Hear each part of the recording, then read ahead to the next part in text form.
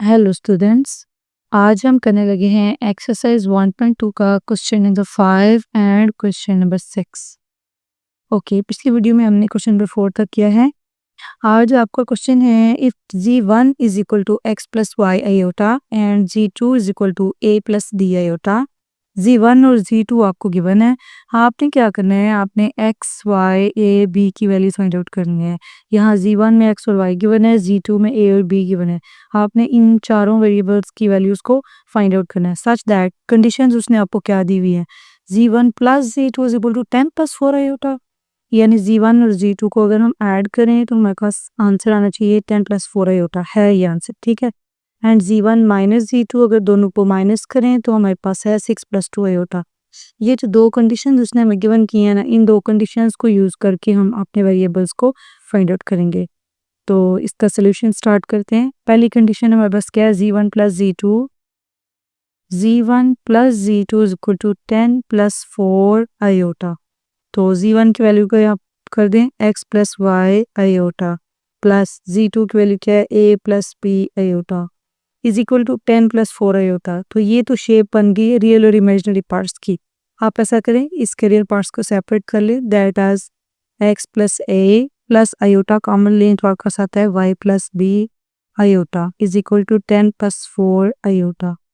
आप यहाँ पे लिखेंगे, आप मेंशन करेंगे comparing real and imaginary parts, ठीक है। रियल और इमेजिनरी पार्ट्स को हम कंपेयर कर लेते हैं। पहली इक्वेशन हमारे पास जो बनेगी वो आएगी x plus a is equal to 10, क्या आएगी x plus a is equal to 10 and then y plus b is equal to 4, ठीक है। तो आप यहाँ पे लिख लें y plus b is equal to 4। ये इक्वेशन 1 आ गई है, इक्वेशन 2 आ गई है।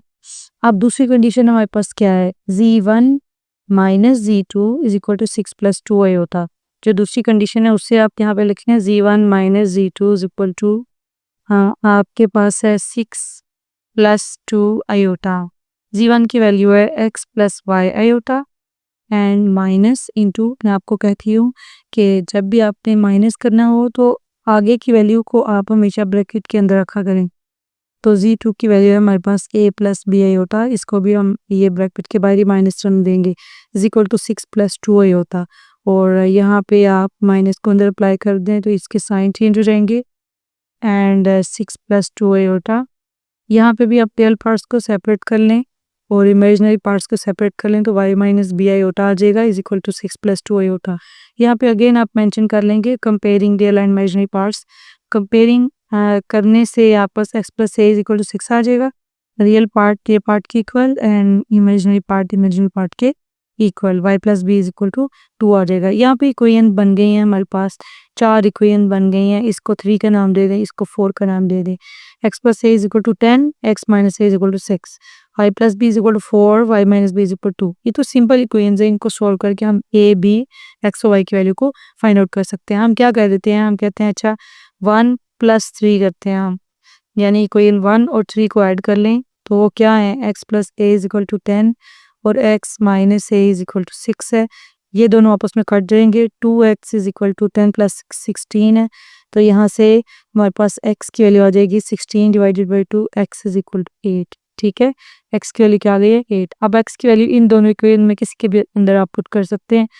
आप पहले के अंदर बेशक पुट कर दें, x plus a is equal to 10 है तो x की वैल्यू 8 पुट करें, 8 plus a is equal to 10, तो a की वैल्यू आ जाएगी, 8 जहाँ पे माइनस हो जाएगा, 10 माइनस 8 आ जाएगा 2, तो a की वैल्यू आ गई है हमारे पास 2। इसी तरह हमने y और b की वैल्यू फाइंड आउट कर लेनी है। इसी पेज पे हम यहाँ साइड पे कर लेते हैं, 2 और 4 को हम ऐड करते हैं बाय एडिंग 2 एंड 4। तो क्या आएगा, y plus b is equal to 4, y minus b is equal to 2। Add किया, ये दोनों कट गए, 2y is equal to 4 plus 2 is 6, y is equal to 6 divided by 2, 2 3 are 6 है, y की वैल्यू आ जाएगी 3। और यहाँ पे y की वैल्यू इन दोनों के किसके अंदर भी आप पुट कर सकते हैं, आप ऊपर वाली में पुट करने, that is y plus b is equal to 4, y की वैल्यू 3 है, plus b is equal to 4, 3 इधर पॉजिटिव है, इधर जाकर नेगेटिव हो जाएगा, और b is equal to 4 minus 3 क्या आ जाएगा 1। तो b की वैल्यू आ गई है 1। ये आपके पास चारों वेरिएबल्स की वैल्यूज आ गई हैं 1 2 3 4। ठीक है, तो यहाँ पे ये क्वेश्चन हमारा कंप्लीट हो जाता है, क्वेश्चन नंबर 5। आगे हम चलते हैं क्वेश्चन नंबर 6 की तरफ। तो क्वेश्चन नंबर 6 है हमारे पास, यहाँ पे क्वेश्चन नंबर 6 है, show that for all z1 z2 belong to c।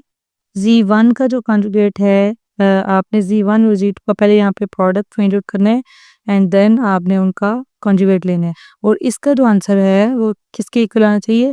अगर z1 का आप सेपरेटली कॉन्जुगेट लेते हैं, z2 का सेपरेटली कॉन्जुगेट लेते हैं, फिर उनको मल्टीप्लाई करते हैं, तो लेफ्ट हैंड साइड को राइट हैंड साइड के इक्वल आपने यहाँ पे शो करना है। हम कह लेते हैं, चलो हम पहले करते हैं लेफ्ट हैंड साइड और लेट कर लेते हैं कि z1 हमारे पास चूंकि गिवन नहीं है, अगर गिवन होता है तो हम वही लेते।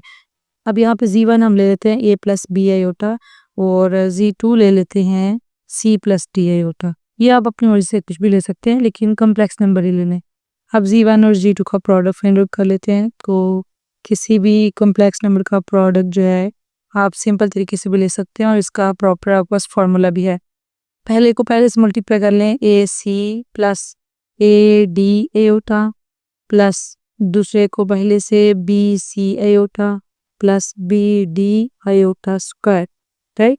तो ये माइनस हो जाएगा और ये आ जाएगा a c minus b d, ये रियल पार्ट है, प्लस आयोटा कॉमन लेके a D plus B c iota, यानी इमेजिनरी पार्ट आपने सेपरेट कर लिया। ये है z1 डॉट z2 का प्रोडक्ट। अब इसका आपने लेना है कॉन्जुगेट, ठीक है। तो यहाँ पे z1 डॉट z2 का हम कॉन्जुगेट ले लेते हैं। कॉन्जुगेट पे क्या काम है, आयोटा वाली जो भी वैल्यू है उसके साइन को चेंज कर देना। तो ये क्या आ जाएगा, a c minus b D, और ये जो प्लस है ये माइनस आ जाएगा। बस इतना फर्क पड़ेगा कॉन्जुगेट लेने से, इमेजिनरी पार्ट का के साथ जो साइन है वो चेंज हो गया है, ठीक है।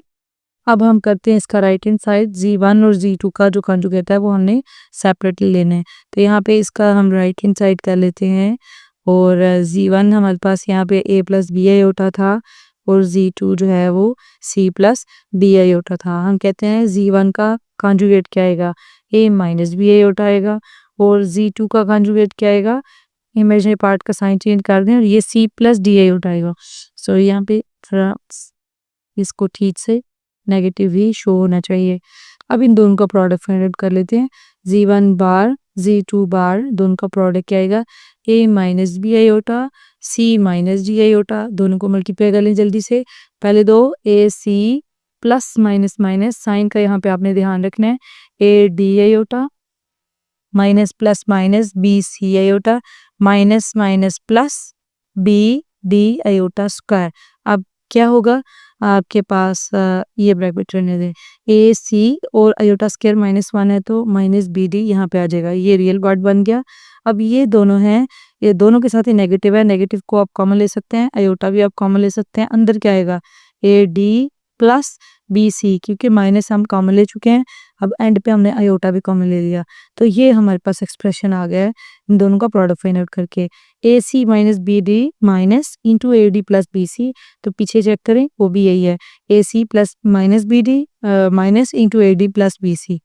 तो आपके पास इसका मतलब है कि लेफ्ट हैंड साइड जो है वो राइट हैंड साइड के इक्वल आ चुकी है। यहाँ पे ये क्वेश्चन भी कंप्लीट हो जाता है। क्वेश्चन नंबर 6 हमारे डन हो गए हैं। नेक्स्ट लेक्चर में हम question number 7 to onward start करते हैं। वीडियो पसंद आई है तो वीडियो को लाइक कर दें, चैनल को सब्सक्राइब कर दें। Thank you ji.